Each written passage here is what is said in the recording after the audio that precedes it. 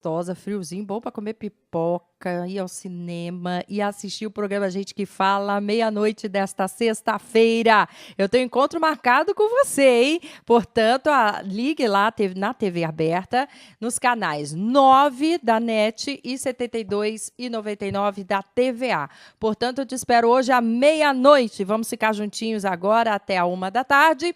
E eu quero te lembrar ainda que você nos ouve e nos assiste também através do site gentequefala.com.br, acessando lá o ícone TV Êxito. E para quem está conosco através do rádio, basta participar através do telefone do ouvinte, pegue papel e caneta, que já já nós vamos anunciar com Cléo Rodrigues aí o telefone do ouvinte. Quero te convidar ainda para curtir a nossa página no Facebook, facebook.com/programa Gente que Fala, tá bom? Espero vocês lá também.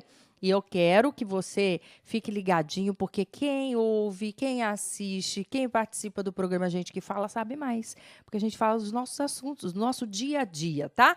E hoje, especialmente, chamamos e convidamos aqui a jornalista Laila Milan Guerra. Tudo bem, Laila? Seja bem-vinda. Fala pertinho do microfone. Bem.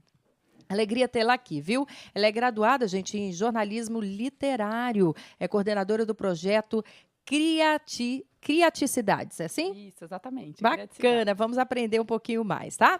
Também comigo, ao meu lado, meu colega de trabalho, jornalista André Palhano, especializado em jornalismo econômico. É também idealizador da virada sustentável. Tá bacana as viradas que têm acontecido, né? Bacana, São Paulo deve virar a cidade das viradas. Que bacana. E o que é a virada sustentável, para quem não sabe em casa? Virada sustentável é uma grande campanha de educação para a sustentabilidade que utiliza a arte, o lúdico, ou seja, o teatro, cinema, exposições, atividades, como uma maneira de ensinar as pessoas a partir de uma abordagem alegre. Muito bom! Comigo, nosso amigo querido, inteligente, adoro os comentários dele, o engenheiro, empresário, Luiz Alberto de Araújo Costa, que é presidente da Associação das Pequenas e Médias Empresas de Construção Civil do Estado de São Paulo. Como vai, Luiz? Tudo bem? Boa tarde, muito bem, muito obrigado mais uma vez participando e agradecendo a oportunidade de mostrar a importância da construção civil no desenvolvimento desse país. Que responde hoje à mão de obra das pequenas e médias empresas de 80%? 80% da mão de obra da pequena e média, da construção civil está na mão da pequena e média empresa de construção civil. E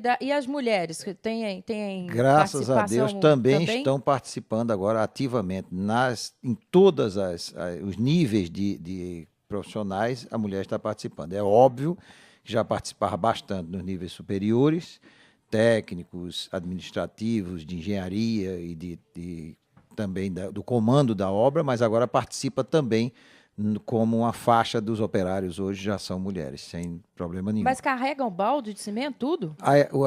Cada vez mais. Falso, gostei não. Cada vez mais. Azulejista, né? Coisinha mais leve. Pois é. Tanto na construção civil chegou atrasado o aperfeiçoamento do maquinário e hoje cada vez mais o esforço físico diminui. Que bom. Na agricultura, graças a Deus, isso aconteceu primeiro. Automobilística, né? Na indústria automobilística já aconteceu, já é o robô, já é tudo. Você leva um motor hoje com um dedinho que qualquer criança conseguiria transportar se assim soubesse, assim por diante. Na construção civil também ocorre isso. Não se joga mais massa, não se carrega, não se tem... O esforço físico diminui bastante. Que maravilha. Graças a Deus, porque estamos saindo da idade da pedra. É impossível você imaginar que se tem uma indústria de equipamento ou utilização de material pesado que se tenha que fazer esse transporte e aplicação com esforço Fausto, eu estou colocando ele diante do gol todo momento para elogiar as mulheres na construção civil. Eu fiz uma pergunta, fiz a segunda, fiz a terceira, agora, por favor, o senhor, como tem o dom da fala e é conhecedor das palavras e a utiliza, né, tão bem quanto lá toda aquela ferramenta da construção civil, o senhor pode, por favor, dizer o que tem sido as mulheres e elogiá-las? Sem dúvida nenhuma, a mulher tem uma percepção da estética muito maior do que o homem. Olha Isso só. na construção civil é muito importante. O acabamento, às vezes, de uma obra não muito bem feita leva ao produto final muito bom. É como se você tivesse um bom carro mecanicamente, mas tivesse um acabamento ruim. Ele ficava rústico e não agradável à comercialização. Então, na construção civil, isso também é importante. E a mulher aí tem um papel fundamental. E ela tem uma lógica bastante diferente. A lógica não é só aquela que dá certo. A mulher tem a lógica que tem que dar certo bem. Quer dizer, tem que ter uma estética no que faz, tem que ter uma forma do que faz e assim por diante. Quer dizer, sabe que quem termina primeiro é o piso, não é o azulejo, ou é o azulejo, não é o piso, e assim por diante. Então, é importante que se note que isso vai melhorar cada vez mais. Hoje, com a Constituição Civil, principalmente na incorporação, diminuindo um pouco aquele ritmo alucinante, mas ainda assim a mulher não está perdendo emprego. Muito bom! Dado boa notícia aí para todos nós, né? Ele também está aqui conosco, é o nosso querido amigo, tá morrendo de saudade dele. Afinal de contas, ele é cantor, ator, também tradutor, especialista em meio ambiente como ninguém, meu querido Malco Forest. Como vai, Malco? Bom dia, como vai? Tudo bom, Liliane? Eu tô Saudades ótima. de você, também. viu? Do Falso, da Zenilda. Estou muito feliz em estar com vocês agora, a cores e pela Viva internet cores, para o viu? mundo, hein? Beleza? Você que está chegando aí é para o mundo mesmo, que bom, né? A internet possibilita isso. gentequefala.com.br/, tá? Barra não tem barra. Esse é o site, gentequefala.com.br. E aí você vai até a TV Êxito, que é o ícone lá, que você nos ouve e nos assiste ao vivo. O barra é para o Facebook, Programa Gente que Fala, tá bom? Então é Facebook/Programa Gente que Fala. Muito bem, dito isso, vamos ao telefone do ouvinte, Cléo Rodrigues.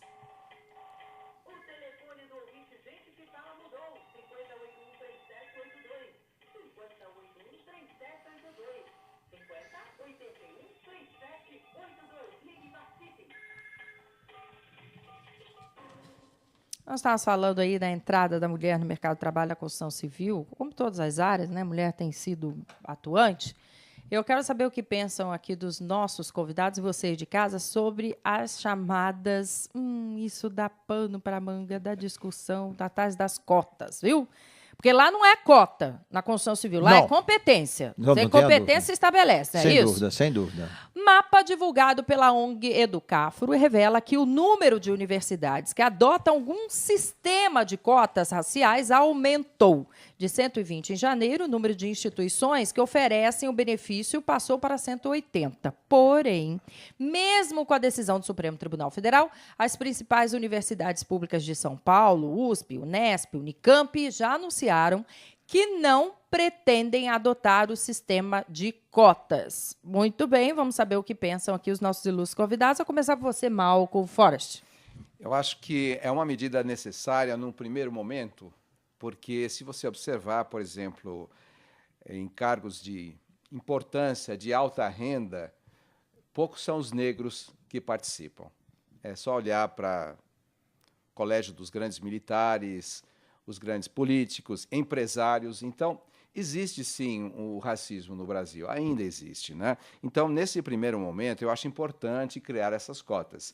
Mas depois, a competência é que tem que reger tudo, na verdade, né? A gente tem que realmente superar o preconceito, acabar com isso. Eu acho que, em grande parte, né, muitas pessoas já superaram isso tudo. E daí para frente virar a competência. Então você vê com bons olhos, Malco Forest.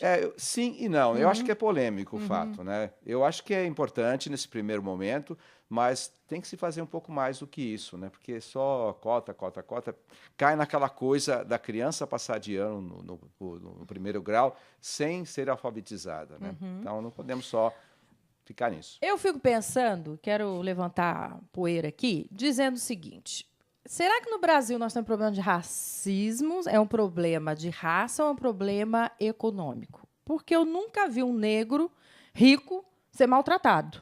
Nunca vi. Se alguém viu, me conte aí, por favor. Eu nunca vi. Se ele chega bem vestido, cheiroso, bem arrumado, já viu? Então conte-nos aí.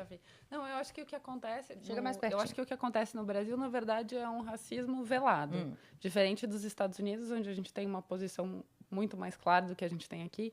Acontece, sim, porque eu já vi acontecer a pessoa é negra, proprietária do carro, um ótimo carro, e ela é confundida como motorista. Ou ela vai se apresentar, já vi gente procurando alugar um apartamento de ótima localização aqui em São Paulo, e ela acaba não sendo atendida, e eu fui no mesmo local depois e fui atendida. Então, assim, existe um preconceito, sim, e eu acho que a gente tem tem que fazer de tudo para mudar isso. As cotas? Na questão das cotas, eu acho que o Brasil deveria pensar em países como, por exemplo, a Coreia do Sul. A gente precisa investir em educação de base, em dar capacidade para que essas pessoas possam ter uma excelente formação e não, como você falou, acabar sendo passadas de ano para chegar na universidade e, assim, ter uma facilidade de entrar. Então, acho que como a Coreia do Sul, em 20, 30 anos, conseguiu explodir na educação e se tornar uma potência, o Brasil também tem condições. E acho que a gente deve focar nisso. Eu posso citar o caso de Singapura, que tem um sistema interessante. Lá é um país muito pequeno, com maior poder aquisitivo, maior qualidade de vida, pelo menos em termos econômicos.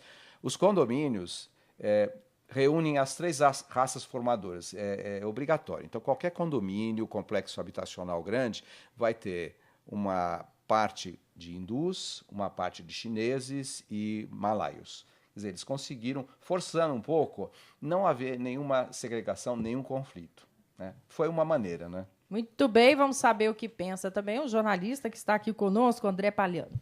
Bom, embora eu não seja exatamente um especialista nesse tema, eu concordo com a visão do Malcolm. Realmente, a gente tem algo emergencial, assim, você recuperar um passivo histórico em relação não somente aos negros, mas também aos índios e outras minorias raciais. Então, eu acho que o sistema de cota, ele sim, emergencialmente, ele é importante, né, para recuperar, para tentar equilibrar um pouco desse grande desequilíbrio que a gente vê dentro das universidades, mas mesmo isso tem seus problemas. Vocês devem se lembrar, no primeiro ano da questão das cotas nas universidades, o caso de 2 irmãos gêmeos índios em Goiás, e um foi aprovado pelo sistema de cotas e o outro não, na mesma universidade. Então, quais são esses critérios para um povo que é tão miscigenado, né, como o brasileiro, né? Como é que a gente define? Isso é uma questão importante. E eu acredito que há um fundo também econômico muito importante, né? Você tem, como a Laila citou, você tem que ter uma educação de base para dar oportunidades iguais. Diferenças vão existir, claro, mas tendo oportunidades iguais, essa questão fica muito mais fácil, o acesso fica muito mais fácil para a pessoa. Eu estudei em escola estadual a vida inteira. Ao contrário, diferente dos meus 3 irmãos, porque eu não sei por quê, na verdade, porque nós temos a faixa etária parecida, eu diferença de 1 ano para minha irmã, um pouquinho mais para meus irmãos, mas eu achava um absurdo minha mãe ter que pagar para a gente estudar, se a gente tinha condição de fazer parte da escola. Bom, me formei na Escola Técnica Federal, porque também ingressei na Escola Técnica, eu sempre gostei de construção civil, e fui lá, 3º lugar no Brasil. Fui para Brasília ser homenageada, não sei o que. Vim para jornalismo, porque eu sempre gostei de falar muito, né? Mas, para dizer o seguinte, nós tivemos recentemente, que é o melhor exemplo, uma menina filha de Gari, de uma faxineira, que ganhou e está concorrendo ao título mundial de melhor redatora. O título mundial. Ela já ganhou no Brasil. E diferente das concorrentes que estavam aqui com ela no Brasil, que eram todas oriundas de escolas particulares. Ela, além de ser de escola pública, ela ainda tem uma condição de vida bem diferente das pessoas demais que concorriam com ela. E aí isso nos faz pensar também, né? Porque a gente fala em oportunidade, mas eu fico muito preocupada com essa dívida que a gente tem quando a gente fala em cota, dizer assim, nós temos que rever isso, porque é uma dívida do passado. Mas eu fico muito preocupada também com aquelas pessoas que se empenharam, que estudaram, que também a trancos e barrancos tiveram dificuldade na sua vida, dependendo da cor, da raça, e que chega nessa hora, ela já é excluída de cara. Você concorda? Na hora da seleção? Porque se tem vaga para cota, significa que tem menos vaga para quem estudou. Eu acho isso um pequeno mal. O maior mal é a algema, o grilhão que se coloca nisso, a pecha de diferenciado inferior que se coloca nessa pessoa. Eu acho que isso é perto de um crime. Tá vendo? A cota não tem que ser discutida, tem que ser combatida. Um ser humano não pode admitir a cota, nem que seja politicamente correto, ou que leve a ele a adquirir votos. Está errado. A cota é um crime, isso não existe. Você está dando àquele cidadão o apelido, a pecha e o cartaz de inferior. Você está chegando naquele cidadão e não dando a chance a ele de lutar numa coisa chamada mercado. Mercado da vida, mercado do trabalho, mercado disso, mercado daquilo. Então, é impossível você fazer uma coisa dessa com alguém, tá certo? Se, porventura, eu entrasse em alguma cota, devia ser a cota dos velhos, tá entendendo? Eu não aceitaria tal coisa. Não venha querer ser elogiado aqui em público. Eu não aceitaria tal coisa. E me revoltaria, inclusive, contra. É impossível um troço desse. Agora, a cota para o incapaz, isso não deve ser chamado de cota. É possibilitar mais aquele que é incapaz por conta de deficiência física, auditiva, cego, velho, ou de acho que for. Aí ele é um incapaz, ele precisa se igualar na oportunidade, dando a ele maior capacidade, não maior chance, maior capacidade. Isso é, a calçada acessível. O prefeito de São Paulo tem que fazer a calçada que dê caminhamento para as cadeiras de roda, para o de bengala, para o cego, tem que fazer a rampa, tem que fazer o sinal, tem que fazer a leitura e assim sucessivamente. Isso tem que existir. É obra para a minha pequena e média empresa e é importante. Mas a cota para um cidadão é um crime. Isso não deve ser feito. Senão eu vou pedir a cota dos meninos ricos. Os meninos ricos, eles têm 5 babá, eles são criados longe da família, longe da mãe e do pai, coitadinho, são jogados toda hora a ter traumas imensos que podem levar à droga. Esses meninos ricos são tão problemas que eu vou criar agora um sistema de cota para os meninos ricos. Eles têm tanta coisa que começam a não estudar, eles não têm nenhuma vontade ou necessidade de ganhar, de subir na vida. Então, se continuar com esse negócio de cota, eu vou abrir uma coisa qualquer, um movimento de cota dos meninos ricos, meninos, adolescentes e rapazes ricos. Eles vão ter uma cota para proteger os pobrezinhos. Isso seria o cúmulo do pensamento inverso a uma dicotomia, que esse troço não existe, essa história de cota. E se alguém levou a receber voto com isso, engrenou nesse troço e está indo para frente. E se a gente deixar esse monstro crescer, pior. Graças a Deus, dentro das universidades, existem cabeças adiantadas que vetam isso. Mas no futuro é capaz da política, se isso continuar e se a gente permitir, que passe por cima da inteligência mínima de um ser humano e da compreensão que nós não podemos voltar ao Holocausto. Quer dizer, pichar aquele sujeito único exclusivamente porque ele é preto, ou porque ele não sei o quê, ou é muito branco, ou é amarelo, sei lá o que é que eles querem de cota. Muito bem, telefone do ouvinte aí, Cléo, venha, participe, opine aqui sobre os principais assuntos de hoje. O telefone do ouvinte, gente que fala, mudou, 5081-3782, 5081-3782, ligue, participe. Olha aí, como a economia criativa pode contribuir para o desenvolvimento das cidades brasileiras, hein? É o que o projeto Criacidades tem como missão investigar e explicar ao público por meio de uma série de 5 programas que será exibido no canal Futura, com estreia nesta segunda-feira, dia 7 de maio. Não é isso, Laila? Exatamente, dia 7 de maio, então a gente está na TV Futura, com representação sempre nos sábados, às 18h30. Então, retomar um pouquinho do conceito. TV Cultura. Desculpa, Futura. O que a gente... A Cidades Criativas está calcada na questão da economia criativa. E o que é a economia criativa? É um conceito que começou a aparecer por volta de 1990, mais especificamente em 94, com Paul Keating, que era o então primeiro-ministro da Austrália. Ele começou a ver que o país, né, principalmente os países desenvolvidos, passavam por um processo de desindustrialização. Então, ele se baseou nas novas mídias que apareciam por aí e a questão da globalização para promover a criatividade e a inovação nas pessoas da Austrália e que isso poderia resultar no desenvolvimento do país. E aí, me dê um exemplo disso aí. Então, depois, em 97, o Tony Blair começou a adotar isso na Inglaterra. Exatamente, e que mudou a Inglaterra. Eu, na época, morava lá e a gente podia ver que a cultura, as artes, a animação, os games, o cinema, o mercado editorial, que são os setores da indústria criativa que se apoiam nessa questão, explodindo. E a Inglaterra e a Grã-Bretanha mudou completamente, né? Ele passava por um período super cinza e tal e começou a crescer muito. O que acontece? O Brasil, há alguns anos, já começou a se apropriar dessa questão. Então, hoje a gente também tem, se a gente pensar na cidade, a cidade é um sistema e a gente não pode ter ilhas de criatividade. Por exemplo, São Paulo, a gente tem a Vila Madalena. Vila Madalena, todo mundo é criativo, tem arte e tal, mas tem outros espaços na cidade que não tem essa criatividade tão estimulada, com tanto investimento. Então, a questão das cidades criativas é que isso possa se espraiar pela cidade e que todas essas pessoas que moram, por exemplo, em São Paulo ou em outras capitais e cidades brasileiras tenham condições de criar seus negócios criativos, de crescer, de conseguir ter um entrelaçamento com outras indústrias. Por exemplo, eu trabalho numa empresa de games. Eu vou entrar em contato com alguém que também entenda de animação ou que tenha uma editora e que a gente possa desenvolver projetos em conjunto. Então, a ideia é que todo mundo possa crescer. Muito né? bom. Exatamente. Então, assim, a gente acaba mostrando na série 2 exemplos que são muito bacanas do Brasil, de Paulínia e Paraty. Então, Paraty com a Flip, que foi super premiada, inclusive pela PCA recentemente, mudou a cidade. Então, a cidade antes não tinha aquela projeção. Hoje tem uma infinidade de eventos que acontecem em Paraty.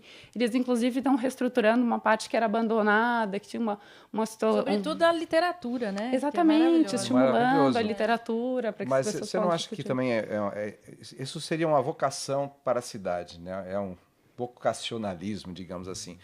Eu acho bárbaro, tanto o caso de Paulínia, com o polo de produção de cinema e televisão, quanto o caso de Paraty, com o Flip, e todo esse movimento literário ligado à cultura, patrimônio histórico e à beleza natural. Mas e as outras cidades? Ficam fora disso também, né? Porque são dois casos. Eu acho que não, porque Não? assim, a gente começa a entender como as outras cidades no mundo, inclusive no Brasil. Por exemplo, se você pegar Guaramiranga, que é uma cidade na região serrana do Ceará. Ninguém ia pensar Guaramiranga tendo um festival internacional de jazz e blues. Eles conseguiram, no período do carnaval, identificar uma possibilidade, uma vocação que a cidade tinha e, de repente, não tinha isso tão certo, tão sedimentado, e conseguiram, aos poucos, criar toda essa situação. O que acontece também em Guaramiranga? Mas é isso é que eu Vira um penso, polo de é cultura. como se organizar. Não é? A pessoa, às vezes, tem o desejo, eu acho que esse é fundamental o seu trabalho, porque ela, tudo bem, eu tenho desejo, eu tenho aptidão, eu tenho o polo, né? As pessoas que estariam comigo nesse programa, mas a gente alavanca isso como? Né? Reúne, faz como é que se dá o nome? De catadorzinho de latinha, como é que é o nome? Cooperativa. Faz cooperativa. Como é que faz? Como é que surge? Eu também diria o seguinte, e como é que fica a rede mundial, todo esse espaço digital, né, cibernético, Então, eu acho que na questão isso tudo, porque a gente está falando de cidades mesmo, que é um lugar físico, né, que ali a coisa acontece. Mas se fala muito de que hoje tudo está acontecendo por telecomunicação. Não, eu acho que assim, começando agora com a sua questão. Então, a gente pode pensar a cidade como ela tem várias pessoas que estão envolvidas nesse processo. Então, a gente tem o governo estadual, tem o governo municipal, tem o governo federal, tem os empresários, tem as universidades, tem a sociedade, né, as pessoas, o cidadão que está lá fazendo o seu trabalho. Então, eu acho que o que acontece? Tem que ter uma união de forças. Né? Então, se a gente pensar, acho que muito o Brasil já está fazendo hoje, já tem uma Secretaria de Economia Criativa que começa a atuar junto. Então, eu acho que são políticas que estimulem o empreendedorismo, porque a gente não pode falar de economia criativa sem falar de empreendedor. E o Brasil tem toda a vocação para isso. Então, acho que a gente já tem essa facilidade de buscar alternativas, soluções. Eu acho que a internet, o que acontece, ela vem para potencializar. Tá. Ela vem para mostrar essas iniciativas do que a gente já faz hoje e conseguir que isso ganhe um espaço ainda maior. Tem um exemplo muito bacana de uma pessoa ligada à moda que montou um site na Inglaterra. Ela é de origem holandesa, enfim, mas nada a ver. Tinha uma vontade de conhecer ainda mais sobre a África, como ela poderia ajudar e tal. O que ela fez? Ela foi até a África, entrou em contato com os produtores locais e descobriu como ela poderia fazer uma economia, vender os produtos deles, customizar de uma forma que eles chamam de fair, né? Então, seria interessante para todo mundo, exatamente justa para todo mundo. Então, acho que São Paulo, por exemplo, tem muito para fazer e tem muito para crescer. Buenos Aires é outro exemplo muito interessante. O que eles fizeram? Eles criaram distritos focados nessas áreas da indústria criativa. Então, um exemplo muito interessante é um espaço que era um mercado de pesca. E o que eles fizeram? Que estava abandonado, ao redor só tinha favela, as pessoas estavam sem emprego. O que foi uma sacada muito interessante, eles conseguiram resgatar esse edifício, transformaram num grande centro de design, começaram a pegar a população que morava em torno e dar cursos, formar. E o que acontece? Que eu achei o mais interessante que São Paulo tem que aproveitar para fazer igual. Eles deram condições de que essas pessoas que morassem em torno fizessem parte de tudo isso e não saíssem de lá. Porque muito que a gente vê em vários lugares, assim, o lugar, vamos pensar em São Paulo, não sei. Agora vai ter o estádio, vai Pirituba. Pirituba vai ser... Tem um monte de coisa acontecendo, daqui a pouco tem um boom imobiliário, as pessoas que estão lá em Petrópolis, elas não têm mais condições de morar lá. Não é um exemplo bacana. As pessoas vão para ir para outros lugares e a gente perdeu a oportunidade de formar essas pessoas, de dar condições de crescimento, de educação, que elas possam estar inseridas no mercado de trabalho e cada vez acompanhar esse crescimento, esse desenvolvimento da cidade e do país. Então, isso que eu acho que seria uma solução. No Rio tem o projeto Porto Maravilha, como teve um exemplo mais ou menos nessa linha, que é o Porto Madeira, em Buenos Aires. Acho que Santos também tem. Essa é a linha, não é? Mais ou menos. Eu acho que o Rio também tem a questão do Rio Criativo. O que é? É um espaço onde as pessoas podem, como se fossem pequenas empresas, que são estimuladas a crescer, a desenvolver, a formar pessoas, a dar workshops. E com isso ir crescendo os pequenos empresários, os pequenos empreendedores, a estimular toda essa economia. Então, cada vez tem um menor que está chegando também. Então, essa microempresa começou a ganhar música, ela sai, dá lugar para outra. Eu lembrei também de um bairro no Rio, Santa Teresa, né, que é bem vocacionado para criatividade, arte, né? Ô, André, dê a sua opinião aí. Bom, tem duas coisas. Primeiro, eu acho que até que é a intenção do programa, acho que toda cidade tem alguma vocação, né? Seja para fazer um festival culinário, seja para fazer um festival de arte, seja para desenvolver software, enfim. Então, eu acho que esse que é o objetivo do programa, justamente você estimular os atores locais, as lideranças, sejam de governo, empresariais e outras tantas, a pensarem e principalmente pensarem juntas o que é essa vocação, essas vocações da cidade e como estimular isso, né? E outra coisa que eu acho muito interessante, quanto vale uma área de lazer numa cidade? Qual o valor disso? Mas isso não dá para colocar no número, ali não dá para colocar... Só que isso tem um valor muito grande, seja em redução de custos de saúde, que as pessoas vão estar mais saudáveis e em tantos outros efeitos. Então, é interessante o Conselho de Economia Criativa quando você começa a ver segmentos que até então eram tidos como acessórios, isso é coisa de lazer, cultura, né? Como segmentos de negócios também, como um segmento importante para a economia local, né? Eu acho que essa é uma mudança de visão que está começando, mas que tem tudo aí para assumir proporções bem maiores daqui para frente. Eu acho... Só te interromper, tem uma outra questão que eu acho que a gente começou a ter mais contato também da economia criativa, que é a questão da Copa e das Olimpíadas, que vem para o Brasil.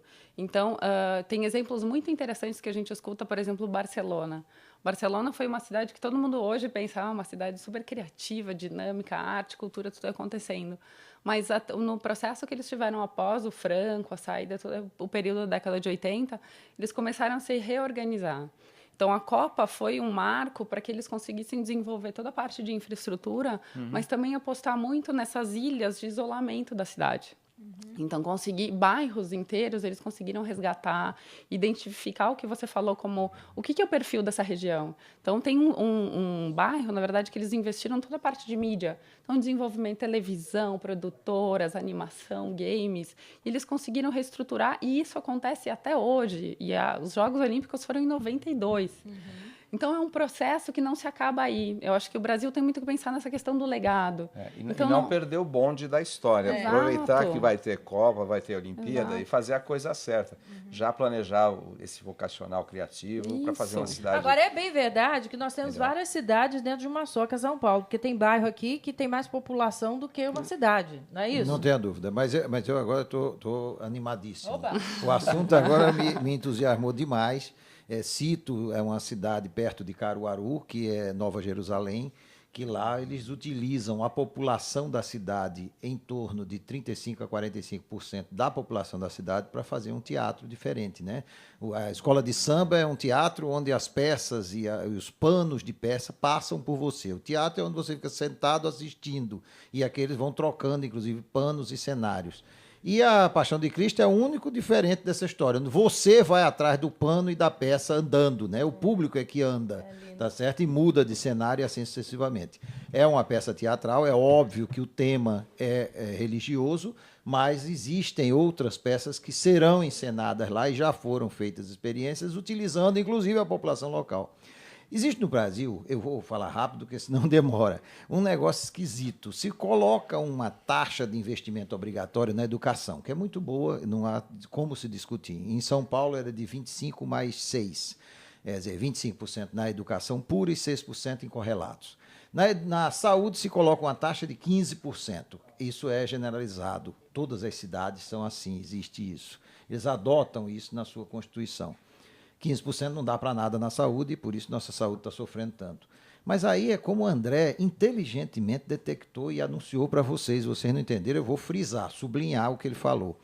A cultura e a criatividade dá um desenvolvimento na construção civil, no desenvolvimento da indústria do turismo, das indústrias em geral, do comércio, que vocês não têm ideia. E essa alavanca, ela pode passar por isso aqui.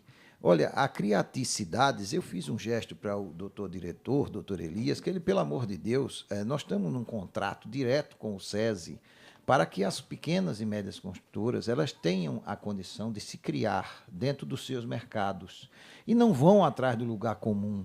Elas comecem a fazer coisas, a melhorar, a ter criatividade, para com esta criatividade ter o desenvolvimento da própria construtora. Isso se reverte e vai adiante quando você fala em cultura, quando você fala em tudo isso que você falou. Eu estou animadíssimo, eu acho que é por aí. O que precisa é que essa Secretaria de Governo cresça, né? Cresça, apareça, se divulgue, se fale mais o que é isso, se entenda mais, que eu também não entendo tanto. Aliás, eu não entendo tanto de quase tudo. E, na verdade, eu gostaria que a gente conseguisse fazer, inclusive agora, viu, doutora? É um link entre nós para ver o que eu posso fazer, porque o SESI já está com um acordo dentro da associação.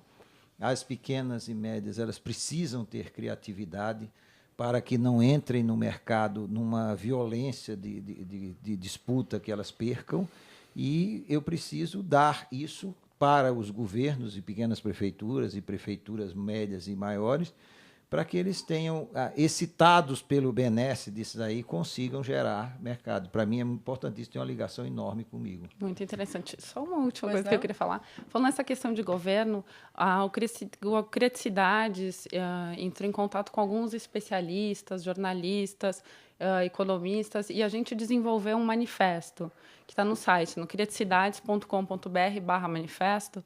Tem uma série de tópicos que a gente discute para o que a gente pensa em São Paulo para se tornar ainda mais criativa e proporcionar aos moradores da cidade um ambiente que eles possam, sim, se desenvolver ainda mais. Então, tem assinatura de pessoas como Gilberto de Menstein, que estão lá apoiando o movimento, e a ideia é que a gente consiga levar isso para os candidatos à Prefeitura de São Paulo. Então, criar entrevistas com eles e trocar. Aqui a gente derrubou o Carandiru e fez um parque esportivo, etc., razoável. Lá em Recife se derrubou, entre aspas, o Carandiru de lá, que era uma penitenciária dentro da cidade, né, coisa de desenvolvimento da cidade em torno de algo. E se criou um centro de estudo, desenvolvimento e técnica de artesanato. Olha só. E então hoje vende o artesanato, se aprende e se faz isso. Então, só ter inteligência, entendendo? E largar essa história de cota de lado, desculpa essa história voltar, e começar a fazer uma coisa linda dessa. Nós temos um compromisso com quem está nos assistindo e com nós mesmos, como cabeça pensante. Nós temos que levar isso mais à frente. Aliás, o doutor Elias já está excitado por conta disso. Já foi citado. Aliás, eu queria só complementar que eu participei ativamente nessa virada cultural do Carandiru para a Parque da Juventude, que nós, na época, pleiteávamos área verde maior para São Paulo, e a proposta é que houvesse uma parte de educativa, uma grande parte cultural, né? Com artesanato, inclusive artesanato de presidiários, que pudesse ser ali vendido, coisas assim, né? E graças a Deus foi uma campanha da AMAR que deu muito certo. Nós temos hoje o Parque da Juventude, graças a Deus. Olha aí, gente, criada pela agência WM Macan, a campanha de 2012 da Virada Sustentável é baseada em um alerta aos terráqueos, com o objetivo de ampliar a informação sobre sustentabilidade de forma positiva. A Virada Paulista mostra todo o dano causado pela poluição e também ações não sustentáveis, mas sem acusar ou julgar o ser humano, pois o personagem que realiza essas ações é o ET, que transmite a mensagem. Só quem é de fora não precisa se preocupar com o planeta. Adorei, não é? Eu acho que é uma forma de falarmos de nós mesmos, né? Sem ficar apontando o dedo, né, E Lidiane? quando vai acontecer? Essa edição da Virada acontece dia 2 e 3 de junho, sábado e domingo. Aí, Sábado e hein? domingo. Já está aí. Tem inscrições? A gente precisa fazer a carta de adesão, é isso? Exatamente. Na verdade, é hoje, né, dia 4, aliás, hoje, né? Hoje, dia 4, é o encerramento das adesões, né? A gente tem várias, além das atrações que fazem parte da programação, a gente aceita também várias adesões de artistas, organizações, escolas, universidades que queiram participar e trazer ações para ter a cara de movimento aberto que esse tema exige, né? Não adianta você fazer uma coisa com muros, né? Então, se encerra hoje as adesões e aí, com isso, a gente monta essa virada aí. Ano passado foram 78 locais da cidade, esse ano acredito que vão ser bem mais. Na virada cultural, a gente tem apresentação de artistas, não é?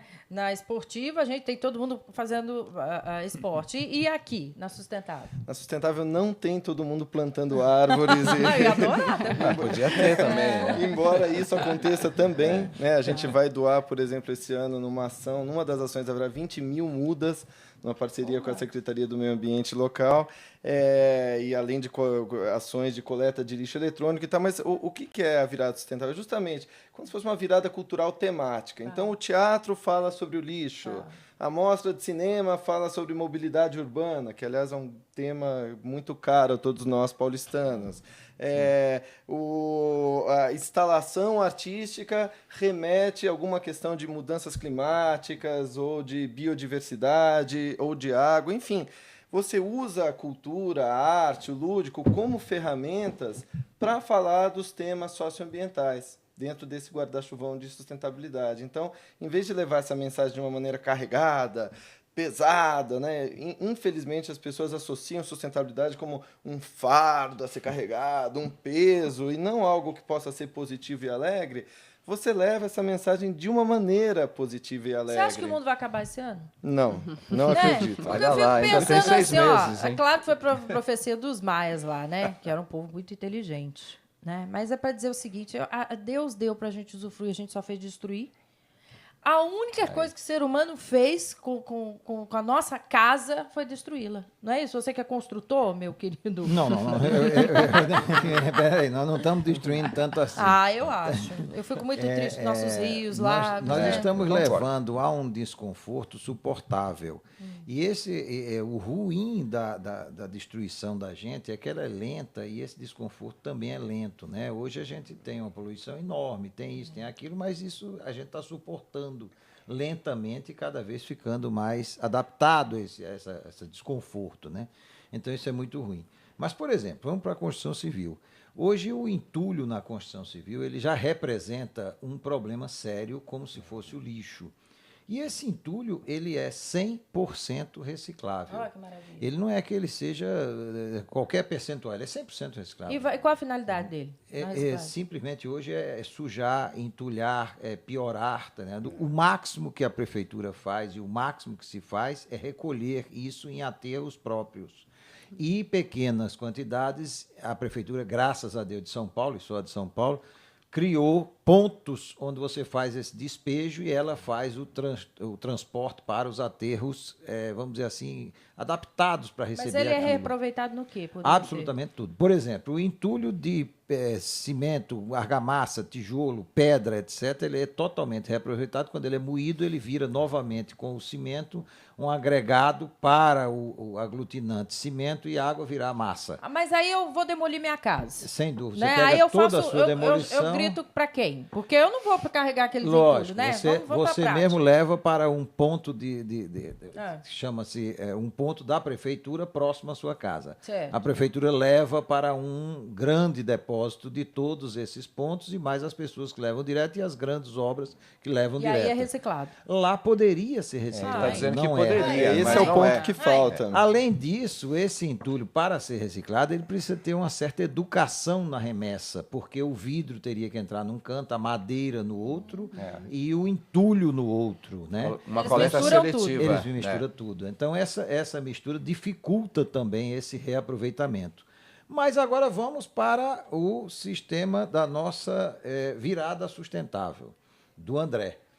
André, na construção civil tem muito que se educar e pouco que se investir nesta fase da sustentabilidade. Se porventura houvesse havido da nossa associação com esse movimento, com as pessoas encarregadas disso, algum tipo de contato, a gente precisava participar mais. Na outra é intimação minha, como presidente, ainda que serei, no ano que vem, espero que tenha, para a gente entrar nisso. Você fica assustado com a máquina, por exemplo, de triturar entulho e fazer, vou chamar assim, mas não é, viu? Como se fosse areia para você depois ter aquilo de graça e fazer sua massa para colocar na parede, no piso, ou seja, onde for. Você fica assustado com a máquina que tritura a madeira e com isso colocando a cola, prensa ela novamente e faz seu madeirite, seu compensado, sua forma ou seu móvel. Você fica assustado com a máquina que derrete o vidro e depois faz seu vidro de novo. E são coisas que não são engenhocas imensas, indústrias pesadas, não são investimentos enormes e que poderia ser feito, inclusive até por obrigação do próprio governo. Daqui a pouco ele começaria a vender esse produto reciclado, e talvez até isso animasse o industrial e tal, para começasse a haver um investimento particular, privado, até no recolhimento, no recolhimento da casa dela, que todo dia ela derruba o banheiro, na Liliane. Adoraria. E então, Adoraria, mudar toda hora. Então, o que é que ocorre? Eu preciso ter isso, porque na construção civil ele é um fator muito ruim em termos da agressão que Você a gente viu que faz nós estamos ao nosso fazendo um planeta. casamento aqui, né? Fizemos um casamento aqui Sem com relação dúvida. à criaticidade, que fizemos com a virada da sustentabilidade, junto com o nosso querido presidente da APMEC. Mas é muito importante. A construção civil ela é responsável, sim, por um grande grau de poluição. A construção civil tem muito equipamento ainda a diesel, como, por exemplo, caminhões e máquinas, e a construção civil tem também muito fornecimento de entulho. Ela tem também a retirada de terra, que é outra coisa também difícil, e ela tem, no máximo, uma poluição terrível de poeira e detritos no ar. Mas, então, ela será precisa que não seria o caso, se entrosar melhor, Luiz, com a responsabilidade da sustentabilidade. Eu acho que seria o caso de reunir esses tópicos que você está demonstrando aí muito bem, muito balizadamente, e fazer um projeto de lei, fazer isso virar lei. Quer dizer, o governo municipal, estadual, teria que dar meios de recolhimento com uma coleta seletiva do entulho. Mas não dá do lixo diário da nossa casa, que eu fico apavorada, Também, eu vou lá é toda verdade. cuidadosa, separo, faço tudo bonitinho, vem o caminhão, junta tudo. Não faz. Mas isso, Liliane, é uma questão de tempo. Como ele bem colocou aqui, você reaproveitar de maneira inteligente o resíduo não é só uma questão boa para o meio ambiente, boa para a sociedade. Economicamente é bom também. para a economia Eu não tenho também. dúvida, Poxa, né? você está Claro. usando de maneira inteligente um recurso que está ali Vou disponível. te contar um sonho. Aliás, vou contar para todos vocês. Vou falar, é minha intimidade. Sabe qual é o meu sonho, Luiz? Ter uma usina de reciclagem. É o meu sonho, porque quando eu vejo os desperdícios, eu falo, meu Deus, o dinheiro indo embora ali. Ó. Mas o dinheiro maior tá indo lá. exemplo da reciclagem é o alumínio. Como ele é economicamente viável e bastante economicamente viável, hoje o alumínio no Brasil ele é a maior taxa de reciclagem que existe Olha, no mundo. no mundo. Ela chega a 92% do alumínio do Brasil é reciclado. Maravilha. Olha, e se você, jovem, estudante, também profissional, que estiver interessado em contribuir para a propagação dos temas da sustentabilidade, atuando como voluntário durante a virada sustentável 2012, se inscreva. É só só enviar o nome completo, telefone, e-mail, profissão, área de atuação e bairro em que gostariam de colaborar para voluntários@viradasustentável.com. Não tem BR. Sem BR. Sem BR, viu, gente? Então, por favor, vamos ajudar. Voluntários@viradasustentável.com. Vamos à hora do ouvinte, Cléo Rodrigues. Muito bom.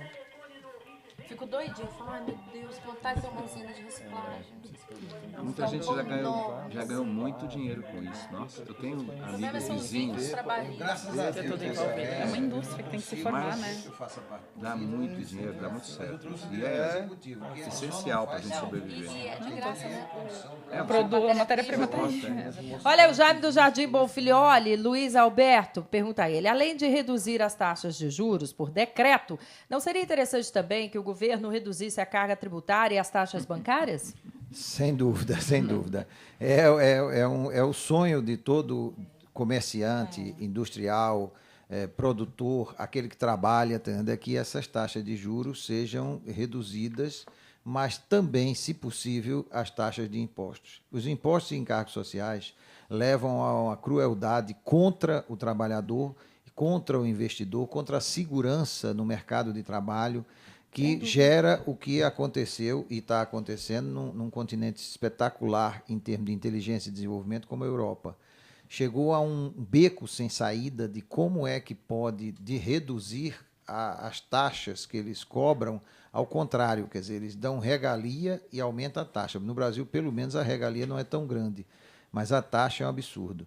Como fazê-lo? Só tem uma maneira, dando eficiência ao poder público. Essa eficiência leva a um gasto bem menor e daí pode-se fazer a redução das taxas de imposto, etc. A Fátima do Pois não? Essa questão que ele colocou é muito importante, porque a gente sempre fala de juros no Brasil, né? Juros estão altos, eu vou tomar um empréstimo, os juros estão altos. E a carga tributária e a quantidade de imposto que você paga, não somente como empreendedor, como pessoa física, mas também quando você vai comprar qualquer produto. É o efeito cascata dominó, né? A Laila, para você, ó, neste projeto também pode ser colocado as cooperativas? As cooperativas, elas têm que trabalhar. No nosso projeto hoje, a gente ainda está numa fase inicial, né? Mas a ideia é que possam se trabalhar com a iniciativa privada, com as cooperativas e com o governo estadual, federal, enfim, municipal. Mas as cooperativas já podem trabalhar com a questão da economia criativa, de como a gente já mencionou aqui, desenvolvendo projetos, atuando nesse mercado, então desenvolvendo produtos que interessem ao mercado comum. Então, acho que eles já podem iniciar todo esse processo e já podem trabalhar também com o governo, né? Muito bem. O Gabriel, do Tatuapé, aqui conosco. Alô, Gabriel. Vamos à pergunta do Gabriel, Nicole. Ele pergunta assim, ó, para o André. Por curiosidade, quantas toneladas de lixo produz São Paulo diariamente? Olha, se eu não me engano, são 18 mil toneladas diariamente. E desse total, um pouco menos de 1% é reciclado. Você vê o tamanho do desafio que a gente tem pela frente. Dinheiro indo embora. Né? A Roberta, do bairro da Consolação, para o Malcolm. Em que medida a expansão do Rodoanel pela Serra da Cantareira poderá afetar e muito o meio ambiente da região? Exatamente, afetaria muito. Você vê que ele pergunta e já responde, né?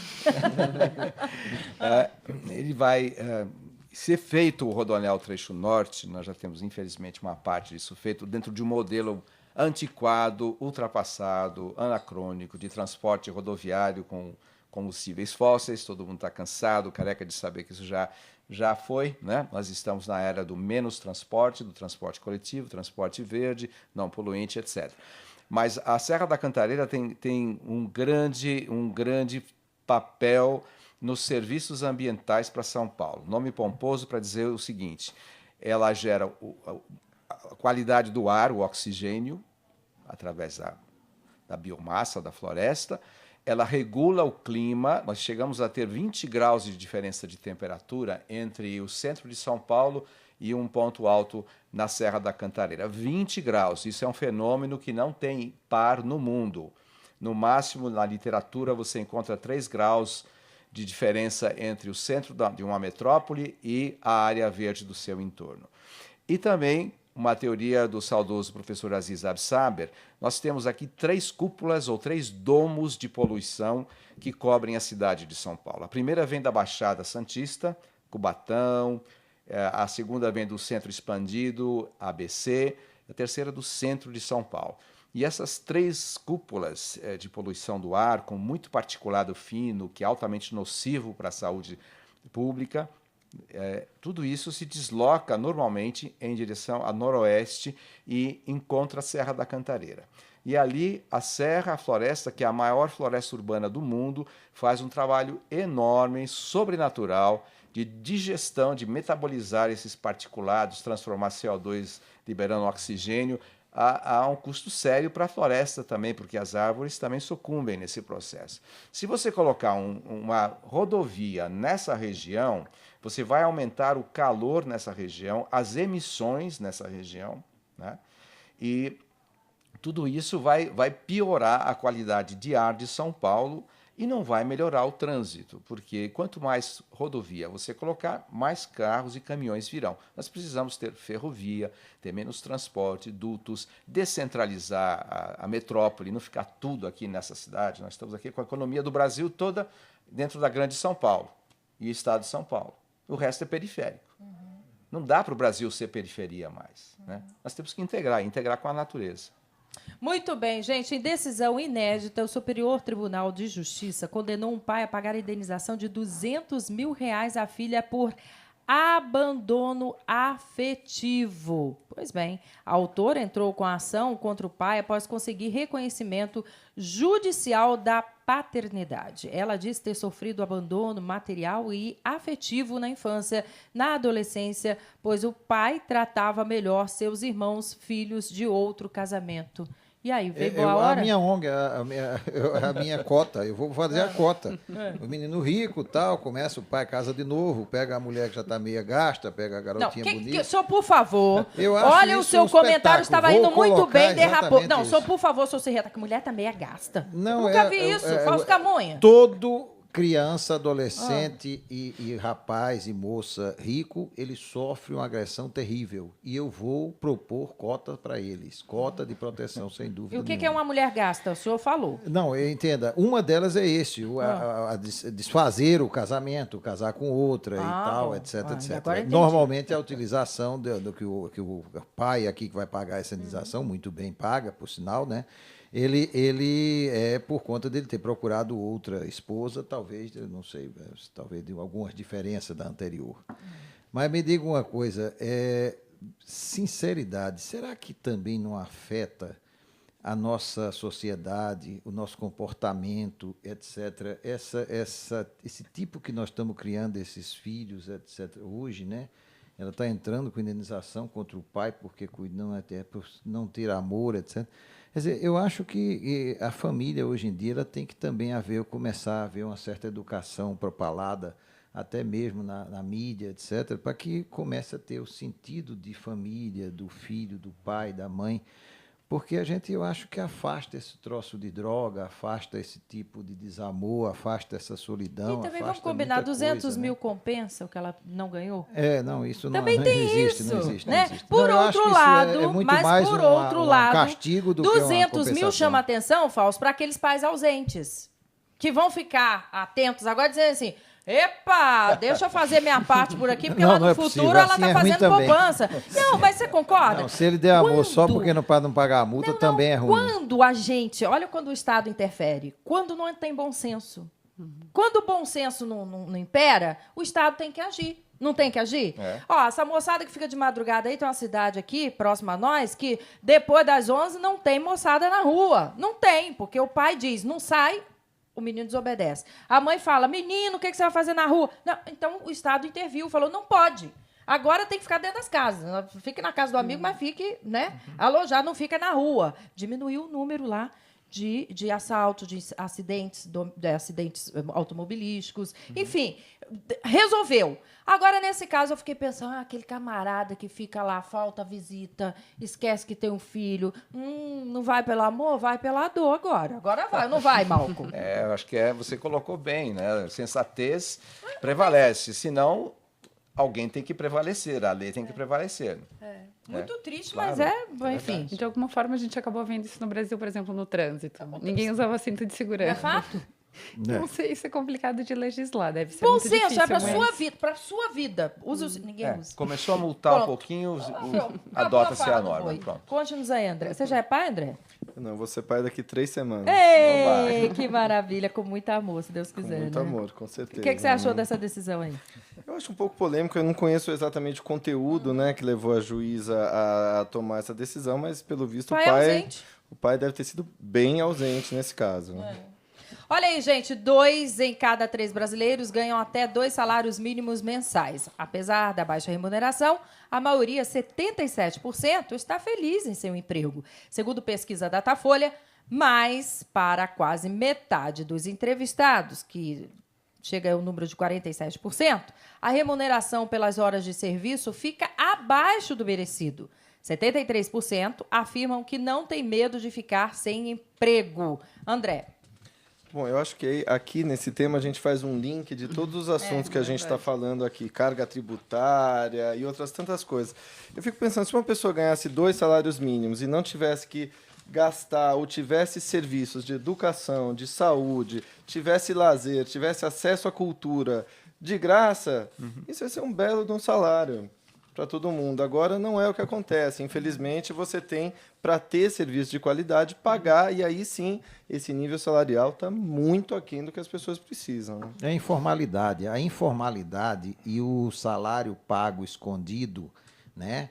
O salário que é a remuneração com carro, telefone e o que chamam de PJ, né? Pessoa jurídica e etc., a informalidade no Brasil é muito grande. Tá? Então, hoje, até proprietários de empresas têm um prolabore de R$3.000 que permite a eles terem Mercedes-Benz, viajar para o exterior 3 vezes ao ano e assim por diante. Então, essa informalidade, esse esconderijo do que realmente a pessoa ganha, que dá a satisfação do sujeito que tem 3 salários mínimos, 2 ou 1, ela vem exatamente do excesso de impostos, encargos sociais, a defesa excessiva do operário perante a Justiça do Trabalho, tendo que ele chega lá dizendo que fez 5.000 horas extras e o juiz, não tendo uma prova cabal de que ele não fez, no mínimo sai um acordo ali, que ele sai com a gorda quantia no bolso, o advogado dele, ele sai com 20% ou 30%, é o contrário. Então, pelo amor de Deus, o que isso aqui tudo é o farol aceso da ilegalidade pelo excesso, pelo jeitinho brasileiro que se dá a esse excesso de encargo social, impostos e taxas. Então, o cidadão fica satisfeito com o salário, porque o salário dele realmente não é 2 salários mínimos. Por exemplo, vamos para a Constituição Civil de novo. Você acha que o piso da Constituição Civil não é praticado em nenhuma construtora há quantos anos? Há muitos e muitos anos. Nenhum operário da Constituição Civil ganha R$ 750 arredondando de piso. Isso não existe. Gasta-se com esse cidadão muito mais do que isso e ele ganha mais do que isso. Os encargos sociais chegam a 130% do valor pago em carteira. Quer dizer, então, chega a um ponto que ele tem um determinado salário, está satisfeito e está acomodado, imaginando que aquele universo de engodo de recebimentos e benesses fazem parte de uma satisfação do emprego dele. Mas tudo aquilo não nada mais é do que a maneira de escape desse excesso de encargos sociais, impostos, etc. Muito, então, acabou o programa, acabou. Já? Não fala isso. Ah, que Pena. pena, né? Olha, mas eu quero aqui agradecer muitíssimo a participação de cada um de vocês, que realmente nos ajudaram a fazer, né, esse programa, um programa de qualidade, como tem sido o nosso compromisso com você aí de casa, tá bom? Lembrando que hoje, meia-noite, eu tenho encontro com você na TV aberta, canal 9 da NET, ou 72,99 da TVA. Eu te espero à meia-noite, tá bom? Um programa imperdível lá também. Gente que fala, tem a direção geral de Fausto Camunhas, Enilda Salvato na produção, Nicole Dalmas na redação, Dante Genari, Cléo Rodrigues, Luiz Lascaz e Benê Benê na produção técnica. Fiquem com Deus, um excelente final de semana e até hoje, à meia-noite na TV. Até lá. Gente, você que está aí me acompanhando, né, pela internet, um beijo, muito obrigada pelo carinho, bom fim de semana.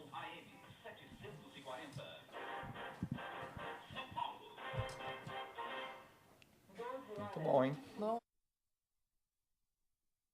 Casei também.